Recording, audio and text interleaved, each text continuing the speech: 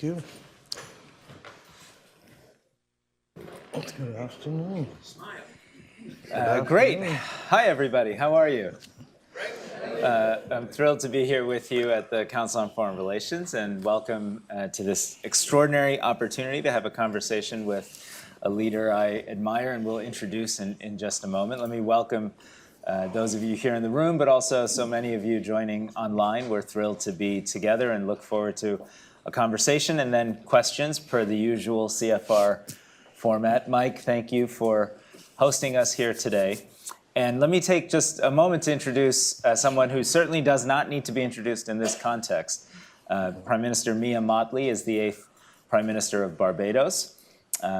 She has an extraordinary background, and I would just say most notably for this week at the General Assembly with an intense focus on climate change and equity on a global basis. I can't think of a more prominent, articulate, intelligent, and influential voice on climate, on development, on our shared responsibilities to each other, on how we tackle global public goods, and on how we kind of fight the populism that's split us apart and create a new framework for working together. And Prime Minister Mottley's contributions have, of course, been recognized by everyone. I think one of the more notable ones was when she was named by Time magazine as one of the most influential leaders in the world. Prime Minister, thank you for being with us. Thank you, Raj. But Raj is being very modest because Raj and Eric and others, along with a number of other people, have played a critical role in us being able to pull together much of the policy. I see some in here. Much of the policy work that we've done to get us to this point. So this is by no means a singular effort or a Barbadian effort or a Mia Mottley effort, but thank you. Well, and a couple of years ago, you made reference to your extraordinary invitation to me, but also to dozens of others of contributors to the basic idea that the world is facing a climate crisis, a growth and development and jobs crisis, and a resilience crisis. And you brought us all together, and we had a wonderful set of sessions that ultimately became the Bridgetown Initiative. And today you are previewing for us what will be formally launched tomorrow, which is Bridgetown 3.0. That's right. But I wonder if you could just tell us, why do we need a Bridgetown Initiative and a Bridgetown 3.0 today in the current context? Because we need to save people and planet. And the fuel for doing so is the financing. The success that we need is a change of attitude and a resetting of attitudes across the world. So that's why we start with Bridgetown 3.0, to remind us that we need to continue to change the rules of the game. Have we seen some progress? Yes, we have. Kristalina has added a new position on the board to another sub-Saharan African country. But you heard the permanent rep to the UN from the US, Linda Thomas-Greenfield, speak eloquently recently about the need for the reform of both the Security Council in terms of 2 members from Africa and perhaps a small island developing state. I think the principle is that these institutions were created and their governance mechanisms were settled, particularly with respect to its membership, at a time when many of the countries that are now independent sovereign countries were colonies. You cannot appreciate what we're going through if you don't have knowledge or people at the table for consultation. And very often people will make decisions, for example, that may affect small island developing states who constitute a quarter of the world's states without actually knowing the implications. Now, if you have someone at the table, what might be even an innocent decision, but loaded with awful consequences, you can stop ahead of the time, and you need to do it. Why? Because most small states don't have a buffer for error, don't have a buffer for benign neglect. And therefore, changing the rules of the game to allow us to be seen and heard is absolutely critical, particularly given the multiplicity of challenges that we are facing.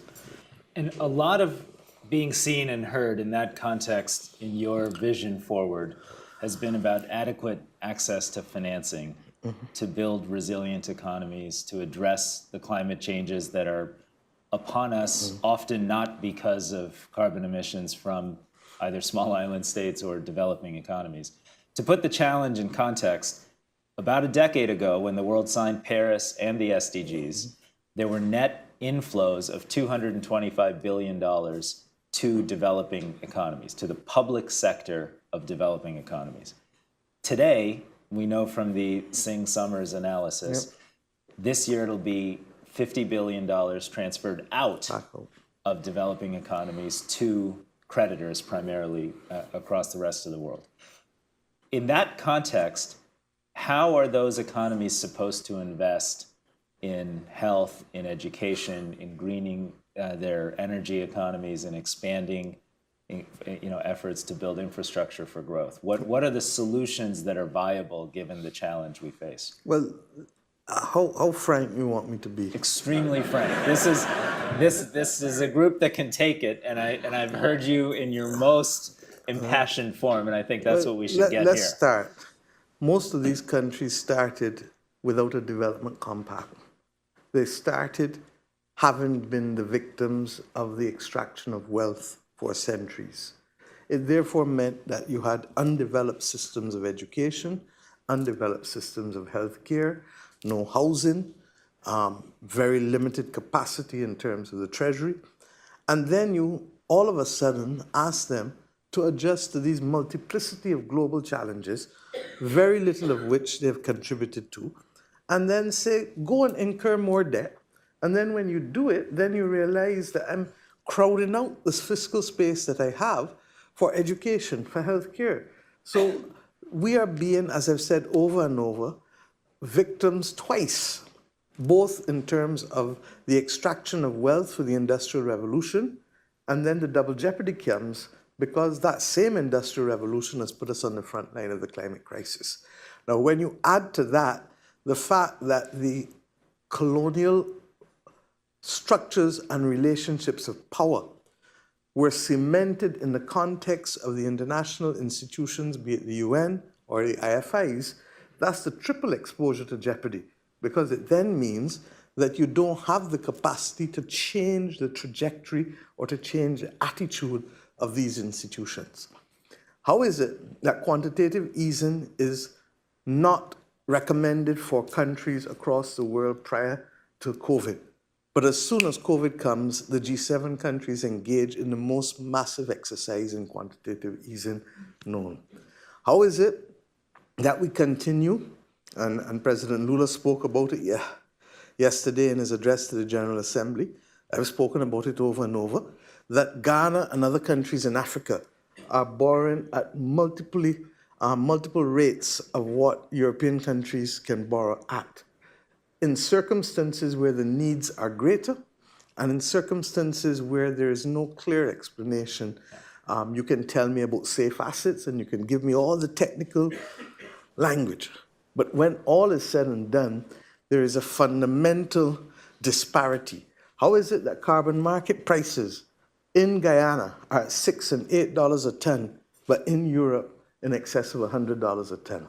There is need for a fundamental reset first in terms of the need for equity and the removal of disparity of treatment. Then there is need to come now to the mechanics of how, that's why I asked you how frank do you want me to be. Frank. Then there is need to come now to the mechanics of what we must do, because we find ourselves in the world that we have, not the one that we want. So we have seen some improvements, and let us be fair, but the problem is that we're not seeing the speed and the scope of what we need to do. And if you ask me to be diverted, as my own country is, we got hit by Hurricane Beryl. We didn't get the humanitarian disaster that the Grenadines had, or that Carriacou had, but my fishing industry was decimated, 90% of it. All of my beaches on the West Coast affected. All of my jetties and my fishing harbor completely affected.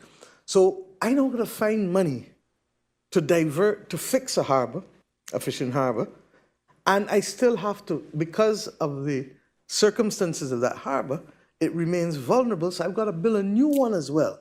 But I can't just go straight to the new one, because the new one needs 18 months of studies before I can do anything. So I've got to repair immediately and plan for building. But that money would have been otherwise spent with the fiscal space that I need to have in areas of healthcare, or in fighting crime, or in building education. Yeah. So I give you that example where harsh choices have to be made, and where very often the best made plans are put aside, not because of anything we have done, but because within 72 hours you're told, get yourself ready. God knows what's going to happen in Cuba and Florida with Helen as we speak. And what we're missing is that's just the heart attacks. Let's deal with the chronic NCDs of climate. That's water, drought. Yeah. That is wildfires. The other things that are literally decimating the capacity of communities to live. And the big one, and you and I have talked about this in DC, yeah, is the role that the absence of insurance, affordable insurance, will play in completely changing the deal, because the whole financial system is premised on, if I want a mortgage, I need insurance. If I want to borrow from a bank, I need insurance. Well, if you're not underwriting risk for wildfires anymore in California, and you are either increasing the cost of premium or not underwriting risk for hurricanes and floods in certain parts of the US, people will just move to another state. But in my country, and the other sovereign countries of the Caribbean, where are they going to move to? So you have taken that thinking and you've called for some bold transformational reforms of the Bretton Woods institutions, the IMF, yep, the World Bank.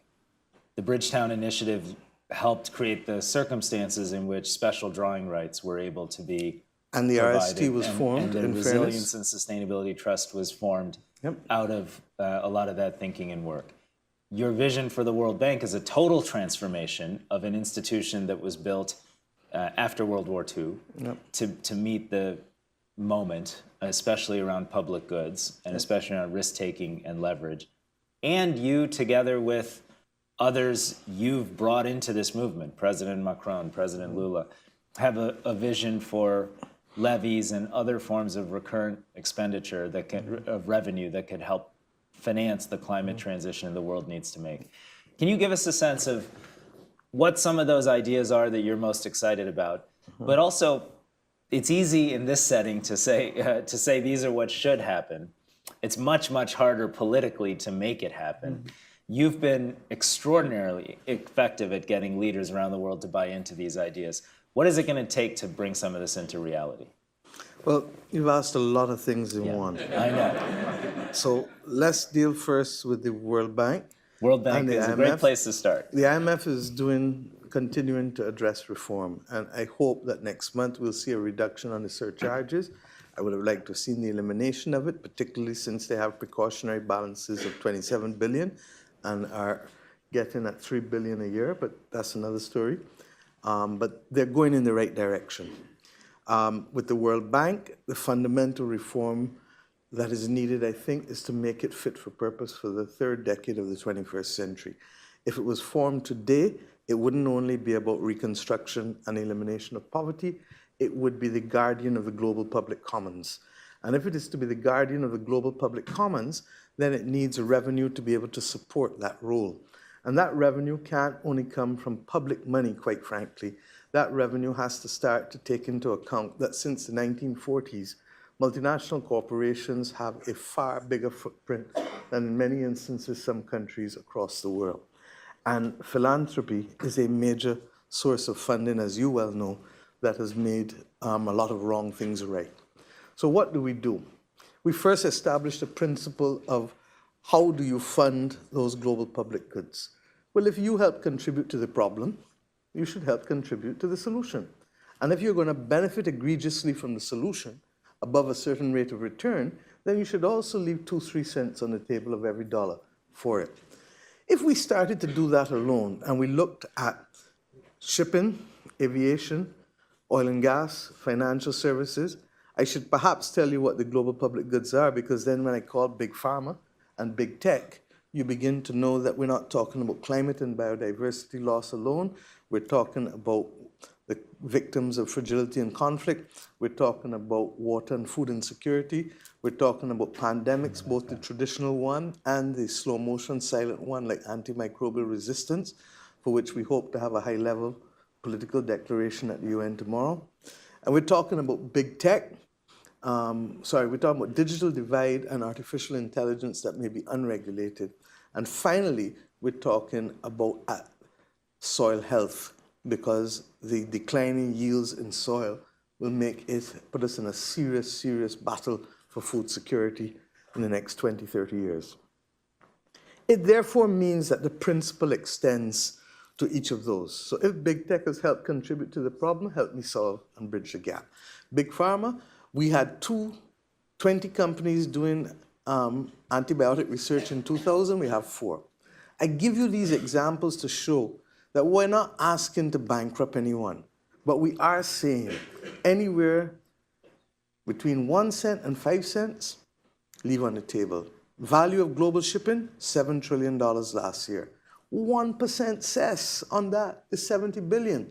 But the most important thing is that it's recurring. So instead of asking countries to put a one-off $100 billion to help you, you are creating a pipeline of recurring funding for an institution to be fit for purpose. And then for philanthropy, I know that you can help me lead this one. All right, let's see what's coming here. We don't want, because part and parcel of it is the magic of collection. And that's why the IMO and IATA, et cetera, are better modes of collection rather than countries who may or may not hand over the money. But for philanthropy, you just need a global compact. Yeah. You guys get to spend 100 cents in every dollar on what you want. That's great, but you live on a planet. Yeah. So leave 3 or 4 cents for what the world needs and take the other 96 cents for what you want to do. If this was a bar of chocolate and I asked you to leave 3 or 4 cents, I'd be taking out this corner. In other words, negligible. Yeah. But the impact on being able to supersize the funding of the World Bank to be able to protect the global community, because the smallest living organism is equally one of the most deadly, the mosquito. So that if you have a small country whose practices lead to a public health catastrophe, you have another COVID. Yeah. Crazy. So let us protect the planet Earth and let us protect the people. Now you asked about the politics. Fortunately, there's a lot of momentum. Yeah. The Paris Pact has come about. The African Declaration on Climate. Just to say, you helped create that momentum. I mean, all of us Ruto, did. President Exactly. Lula. I mean, getting regional heads of states to come together and have these summits Agreed. and get on board has made a big difference. And in Sharm el-Sheikh, we met with President Macron, and out of that came the wonderful initiative for the Paris Pact for People and Planet. After the Paris Pact for People and Planet, President Ruto had the conference in Nairobi last September, a year ago. We have the Africa Climate Declaration. At the same time, on a parallel track, Minister from Ghana was moving the institutional arrangements for the V20 countries, the climate vulnerable countries. And in fact, this morning, we took over chairmanship of the V20 countries, which is 68 countries across Africa, Asia, Latin America, and the Caribbean, and with another 2 having just applied, Suriname and Nepal, to join. But here's the deal. Everybody has come up with a declaration, including us. Yeah. So I've said, look, roll up your sleeves now. Let's do the heavy lifting. Almost 60, 70% of each of these declarations say the same thing. Stop talking on parallel tracks. Let us see where the commonalities are in the next few months. Let us agree that we have consensus on this, and let us identify then what remains outstanding, and work our way towards next year, the Financing for Development Conference in Seville, Spain, and also COP30 by Brazil. If we, and why am I saying the end of next year? Finance is not the destination. The destination is the actual adaptation projects being executed. And you just heard me say why I have to both repair and build a new fishing harbor is because you need studies. You can't just go and put down things without feasibility studies as to what will be the impact on currents or erosion or all of those things. So I genuinely believe that we need to summon the political will. We had a luncheon today with President Macron and with President Lula and with the Prime Minister of Portugal and the President of Colombia and a number of other persons, so that there's a lot of activity. Earlier this week, the Chancellor of Germany organized another small group of us. There's a lot happening in terms of the conversation. We need now to bring it together. And whether it is the UN or whether it is us as political leaders of the world to treat to the urgency, my role is just to keep making noise to remind people, hey, clock is running out, clock is running out. And we will continue to say so, not because we want to be obnoxious, but because if you in the northern worlds don't want additional migrants, and if you want global stability, and you don't want the risk of more pandemics, and you don't want the risk of more coups, and you don't want the risk of more violence and war, well, then the important thing to do is act proactively. And the proactive action is, will we be equal in this generation to the challenges that face us in a way that those who stood in World War II after the victory were equal to the challenges which faced them? They cannot be condemned because they were creatures of their times. And in their times, we just weren't part of the equation. But for today, where we know better and where we can do better, we must do better. Well, that's an extraordinary comment on which to end. Let me thank you for that conversation and open us up to questions. And we may have, I know we have questions online as well, and you'll signal when those are available, and we'll start in the room right here in the front. If you could please introduce yourself along with the question, that would be great. Good evening, Earl Carr, representing CJPA Global Advisors. Rajiv, Prime Minister, thank you for a riveting discussion. I should start by saying that I do have a connection to the Caribbean.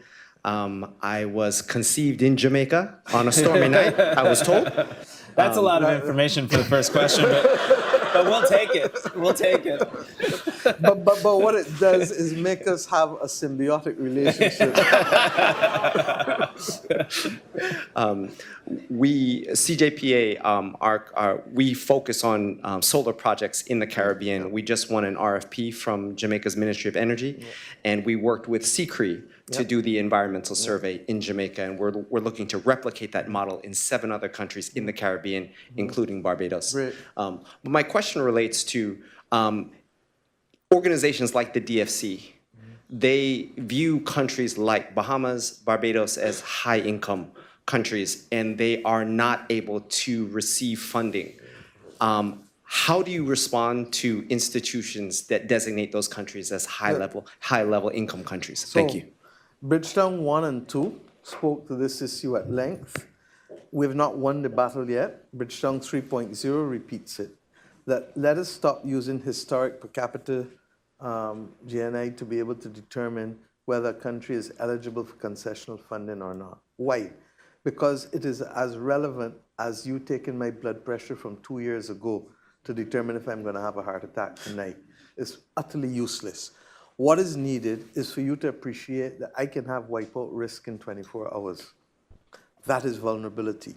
And even if I don't have full wipeout risk, we need to find a definition for climate vulnerability that works.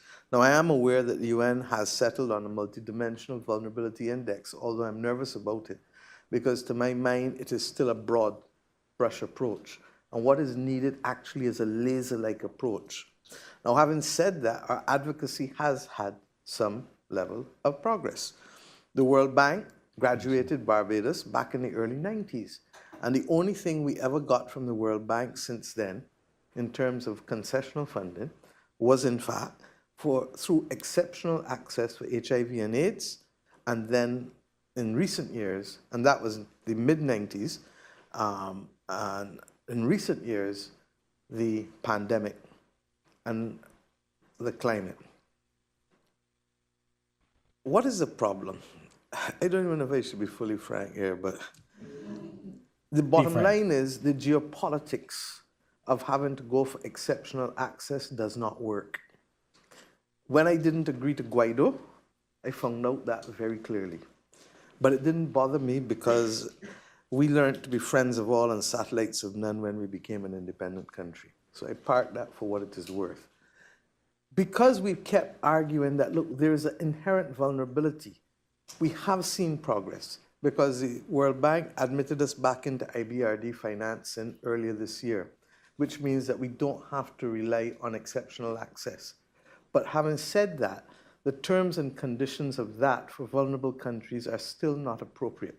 And we've said the direction in which AJE is going with the establishment of that new instrument for 50-year instrument for vulnerable countries, the problem is that it's limited to cross-border activity within the context of climate. And I'm saying, no, it needs to be broader because I shouldn't have to do a cross-border project to be able to get 50-year money to build resilience. Secondly, Kristalina has put in place a project that is not limited to low-income countries like the PRGT is, but in fact, the RST says, we see you as a middle-income vulnerable country, and therefore we are prepared to give you 20-year money with a 5-year moratorium. We're going in the right direction, but we need other instruments because I can't build schools and hospitals with 15-year money or even 20-year money easily. And most of it is 10 and 15-year money that is given to us for development projects. And could you, I'm going to jump in and just, Please. You've spoken eloquently about how, you know, the UK used 50-year money to build out its own infrastructure. And I think it's easy to forget. Let me tell you, UK they raised bonds in 1914 and 1917 to fight World War I. They translated that in 1932 to a perpetual bond, which was only repaid in 2014. So effectively, the UK refinanced its reconstruction from the 2 world wars with a 100-year bond, because that's what it needed. Germany had its debt service capped in relation to its export earnings. After World War II, the UK, and we talk about reparations, the UK paid slaves, owners, £20 million in 1834 and only repaid the money a few years ago in this century. So that the notion of long-term money is well known to our countries. And I'm sure that if I go across the G7 countries and do a little research, I'll find more examples. All we're asking for is a consideration that if I'm building a school, at least give me a little time for the child to leave university and get a job to be able to help pay back for the school. Because they can't do that if it's 15-year money. But if it's 30, 40, and 50-year, I have a reasonable chance. I think one of the core principles underlying Bridgetown and now 3.0 is that long-dated concessional capital that is how much of the rest of the world helped build a lot of the public infrastructure that defines our let me add quickly, reality Raj, today. We can bring back down debt overnight. I inherited a country with the 3rd highest per capita debt in the world, 177%. We restructured the debt immediately on coming in to 119%. The month after we restructured, COVID came, bam, went back up to 152. It's now 105. You know what I can't do? Recover from social implosion in under a generation. You can't. And nobody, you wouldn't be expected to do it in the US or Canada or the UK or France or Germany. You can't do it in small states. I think there's another question in the second row. Let's go right there. Prime Minister Mottley, Michael Weisberg, University of Pennsylvania. Thank you very much. I also work with small island states, so you know we're ready to follow you into the future. I do have a question about the politics, especially of the innovative sources. So I think you've talked about the progress in the MDBs, but the innovative sources, the shipping levy, so far nothing. Airline levy, great idea. It's frozen, and as you know, it's not always the G7 that's blocking these things. So I'm just curious how you see those politics moving forward, and what are the kinds of things you think advocates on the outside can do to move them forward? We've started to see some movement. When we left Paris last year, there was an IMO meeting in July, and that meeting rejected out of hand the shipping levies. As we speak, there's almost a recognition that it's inevitable. The problem is that the purpose for which they want to use it is to allow the ship owners to build green ships. And we're saying no. If you want to do that, take a third, but leave a third for adaptation financing and leave a third for loss and damage fund, which is still only at 800 million. If you do that, then we have a credible program. Even if you said half of 1% cess instead of 1, that's 35 billion, 10 billion for the ship owners, 12 billion for loss and damage, 13 billion for adaptation. So we have seen things moving. With airlines, we haven't had the conversation sufficiently, but my own perspective on it is that we do a mandatory charge for business travel, first class travel, and private planes. For economy, we ask people, because it is important to recognize human agency, we ask every traveler for economy, are you prepared to put in $5 to save the planet? I guarantee you that more than half will say yes, and therefore we have an appreciable amount collected by IATA to help put in the pool. Now, there are not 10,000 oil and gas companies in the world. There are a handful. But we keep talking about each other, and we keep talking at each other. I want us to sit in a room around a table. And I said to President Macron that I think you and President Lula, you both have state oil companies, convene a meeting. Let us sit in the table around, because there's a win-win. They don't have a plan to live on Mars. They don't. So that, therefore, we have to leave here because their children are going to be living in Shanghai when Shanghai is at risk. Their children are going to be living in Miami and New York when Miami and New York are at risk. We are only the canaries in the mine. And we already see what the wildfires are doing in Greece, what they're doing in California, what they're doing in Canada. We see the floods in Nigeria. And to add that to the insecurity, the citizen insecurity that's taking place with Boko Haram and others, to add that to the 4 or 5 coups that you've seen in Africa, come. We can do better. We have the experience of history. We have the creative capacity. All that is needed is political will, thank God. It's not a new technology that has to be developed. It's a yes or a no. And let's get the yeses. Let's get the yeses. And other questions? I thought I saw one on this side. No? Over here? Anything online? Can I say something, though, Raj? My sense over the last few years, and I take it, I get it, large countries have institutions that are monolithic. And it's therefore difficult to see change in them. When we meet in a room with most individuals, they get it. But when it comes now to translating that to change with these monolithic institutions, that's where we're finding the problems. And that is going to require political leadership. That is going to require global, moral, strategic leadership. Because the institutions are not constructed in a way to accommodate monolithic changes or fundamental reform. And it is only with leaders who are going to be resolute and carry with them the people who they have. Now, the problem is, have we done as good a job in explaining to the average citizen why they may be paying more for a particular form of renewable electricity, particularly in smaller countries that don't have the economies of scale? Have we explained to our citizens why we're giving overseas development aid to countries or spending money because the climate crisis is so critical to us to resolve, to avoid climate migration?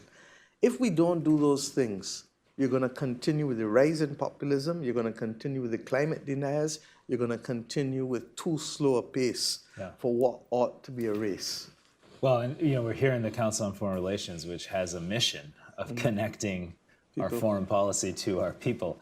And we certainly don't make much of an effort to explain the rationale for the World Bank or the IMF or even the United Nations when you look at the statistics. I thought I saw a question in the back there on the left.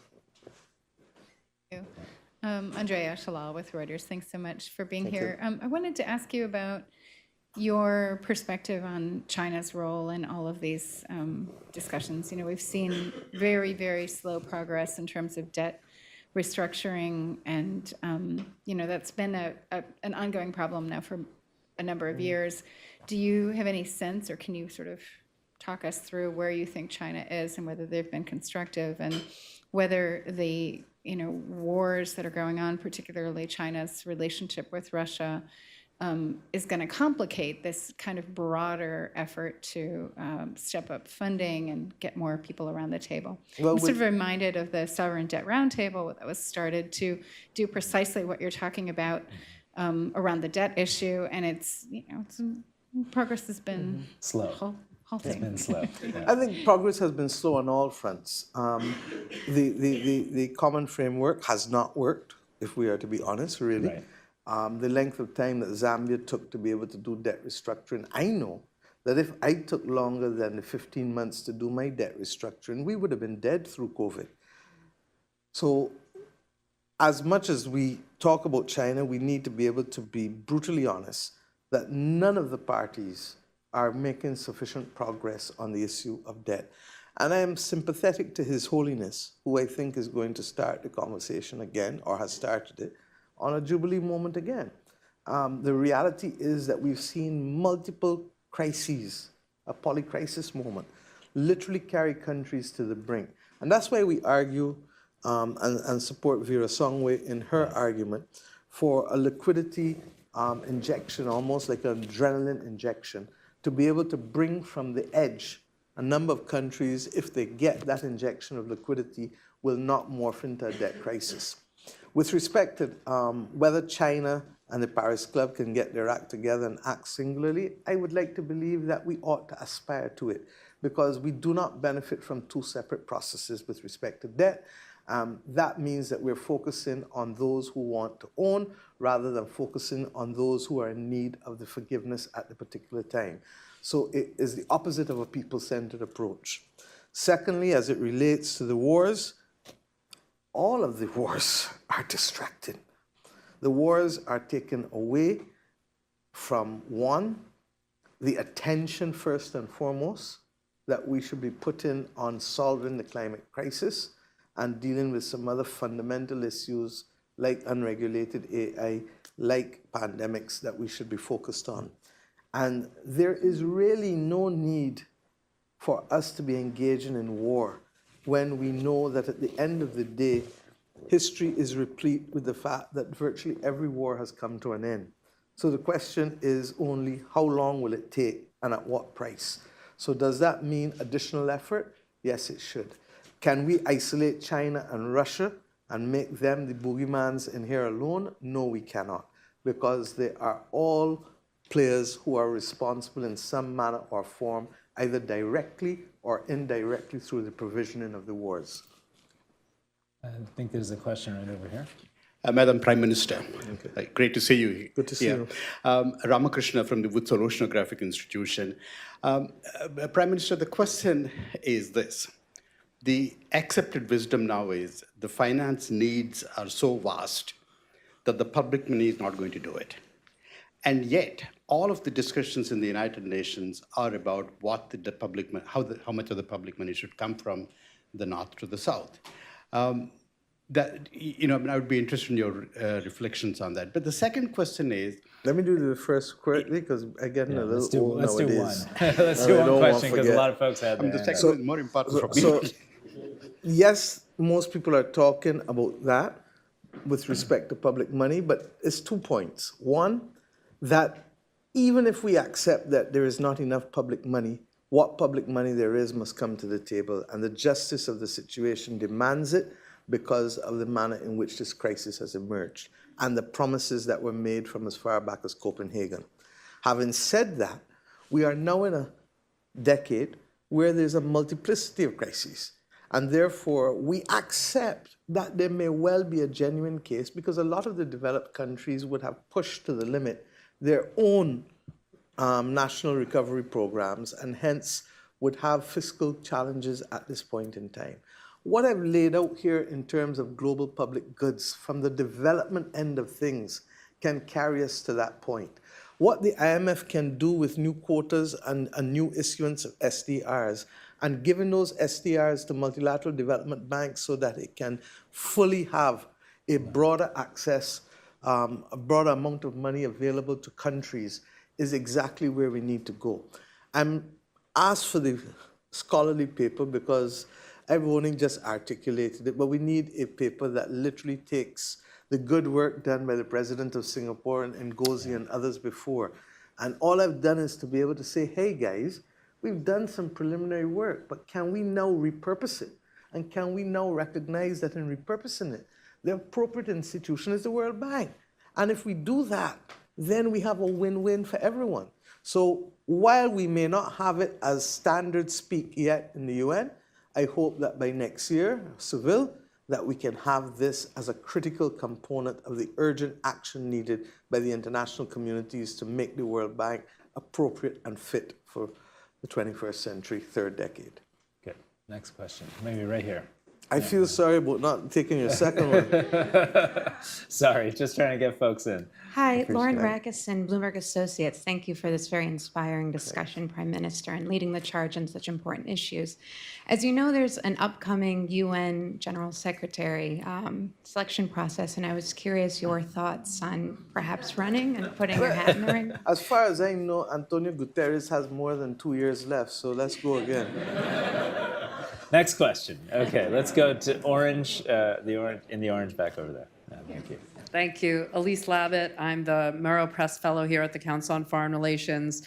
Ngozi actually went kind of viral a few weeks ago when she spoke about this movement towards deglobalization and how it's kind of leaving the global south behind. And I'm wondering what your thoughts on that and how multilateral institutions like the United Nations can reverse that trend. Thank you. It's not the UN that has to reverse it. It's the mindset of governments at capital that have to reverse it, because that's the problem. The reality is that we've seen where the benefits have been. But because some of these benefits have not sufficiently trickled down to the people who need it at the bottom, we have the rise of populism, and let us call it for what it is. The bias against migration is rooted in historic injustices and attitudes. So we need to be able to sell and to explain to people how they benefit. The truth is that a trade war between China and the US just puts the whole world at risk. And that's not in anyone's interest. And at the end of the day, it actually makes it worse for both countries because they still live within a global ecosystem. We have accepted that the scale of nervousness and anxiety means that we will no longer go only for efficient supply chains, but we will go for resilient supply chains. And it's probably going to take another 2 or 3 decades before we turn the corner again back to be able to work in that seamless manner that we do. And I hope and pray that messages like Ngozi's own will continue to resonate, because that is exactly what the world needs to be able to apply the collective human ingenuity to solving the big problems of the earth related to climate, related to AI. I used to say all the time that if we could send a man to the moon, and if we can spend billions of dollars in trying to solve male baldness, then we surely can be able to find the solution for the climate crisis. Why don't we go over here to the side? Madam Prime Minister, I was just wondering, with regards to climate financing, what you think the role of central banks should be, particularly those in the G7, G20, and the Network for Greening the Financial System, which is, I think, the only organization that's trying to work on these issues from a central bank level. Yeah, I don't know enough about monetary economics to speak in a credible way on it, and I'm not going to try to do that. Suffice it to say that we know that we have some liquidity issues, and the disparity as to what is construed as safe assets has meant a disparity in terms of the cost of capital. We also, and I'm not by any stretch of imagination an economist, but I also do know that once you agreed for the US dollar to be effectively the reserve currency of the world, then it means that we need to act with a little more care as to how we use sanctions so as to avoid the fact that people will find alternative measures to get away from what is, in their view, inappropriate behavior affecting other sovereign states. As it relates to other aspects of it, I used to say initially that we should put some of the SDRs totally into countries And then I recognize from my own experience in Barbados with our own central bank that that will cause some difficulties. And in truth and in fact, the better use of the SDRs is through the multilateral development banks. So I hope that I have established what I know and what I don't know. Next question. Maybe over here. Yeah, with the glasses.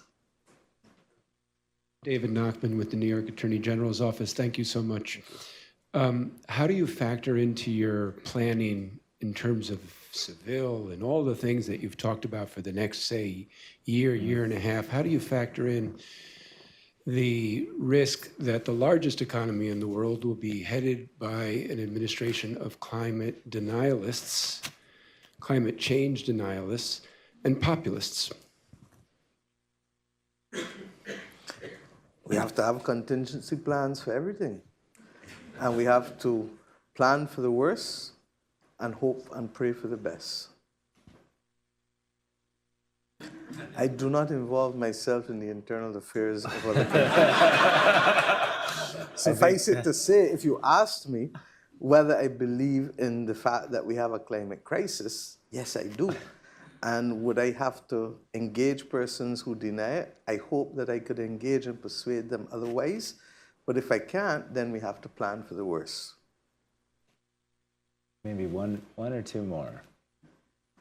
Did I see it? Okay, maybe here with the tie, and then we'll go in the back there so that I don't miss you. Yeah.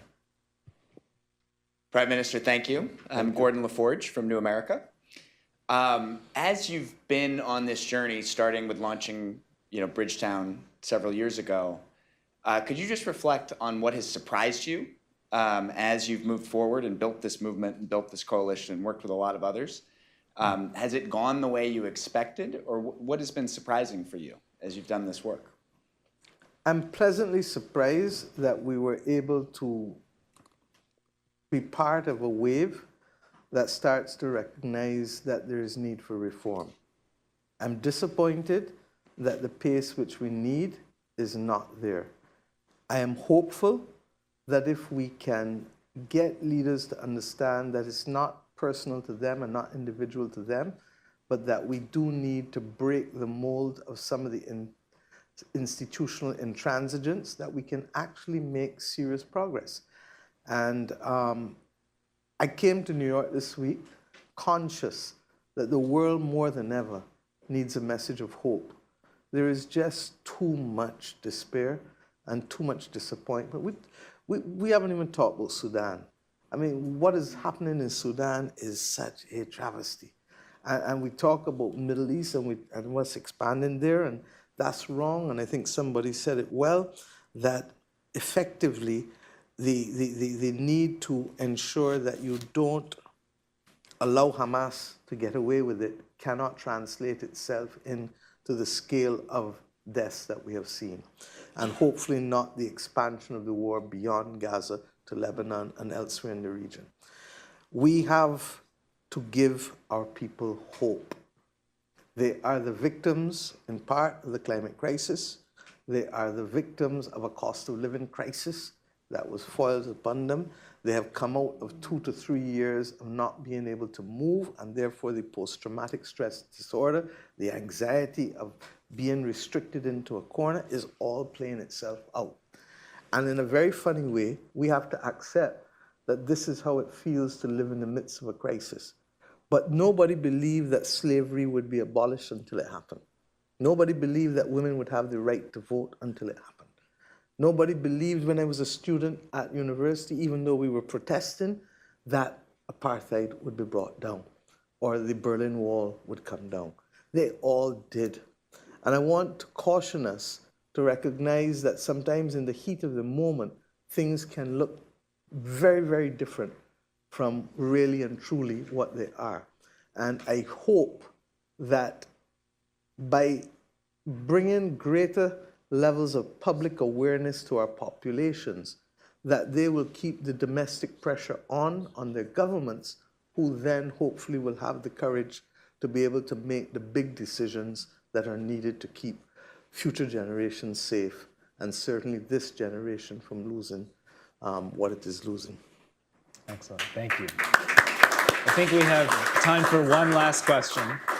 And there's a woman in the back there. I think you had your hand up a few times, so I want to make sure we get I you did, in. but you've answered already my questions. Alma Caballero, I'm a term member here at the council. Thank you. My question was very much in line to the November election. That's the big elephant in the room. You have two very distinct views on the future of climate policy in this country. How do you make space to create awareness coming from the Caribbean? That's the one question. And two, also to How do you preserve, make what? Sorry? to create space kind coming of from space? coming from the Caribbean, for example, that not many people in Washington, unfortunately, look to down south and pay attention to even Latin America as a whole because of the noise happening elsewhere, and that's the reality. So how do you make sure that those that have to hear you listen to you? By working hard and trying to reach as many as possible. Look, I want to say that I find it curious because I've never been a soldier, I've never been a military tactician person, but if your flanks are open, don't you try to close them? And if you're part of the neighborhood, then it means that your flanks are open. And if Haiti, right back down to Guyana, is open, then that must be a vulnerability. I've said over and over, the last major compact for development between the US and the Caribbean was under Ronald Reagan. That's Mr. Reagan. President Reagan has been dead for some time now. And there therefore is an urgent need for us to have that kind of engagement. President Biden has done good work with the establishment of the American Partnership, but that's the whole of Latin America and the Caribbean. I'm speaking now for CARICOM, the Caribbean community. What is needed for us for stability is a drop in the ocean. It's not even an accounting error. And therefore, I hope and pray that we recognize that there is a win-win equation for both the US and the Caribbean, CARICOM, to be able to work together, to be able to have a better development compact in place. I will say this, and I don't get involved in the internal politics, as I said, but as probably the only other black female head in the Americas, it would be a betrayal of my gender for me not to share that a woman's right to choose has nothing to do with politics. It is completely above politics. And this is a fundamental issue of agency that women have had to fight too long across millennia to be where they are today for us to go back in any manner, form, or fashion. Well,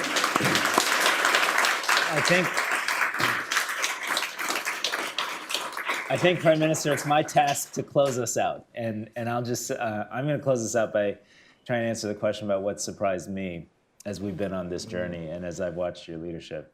And what has surprised me is even in the most cynical settings, even in the most bureaucratic settings, even in the most politically heated fights and debates, your voice, your leadership, proven, tested, successful in Barbados and around the world, but your voice and your call for a more just future, backed by a set of ideas that are real, that are tangible, that we know can make a tremendous difference.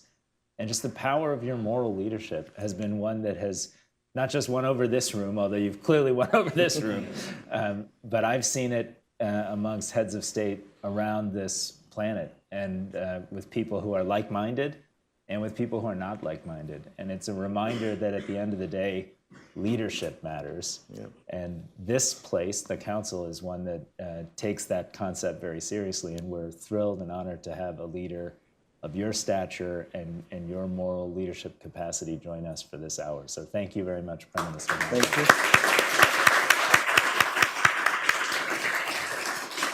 Thank you.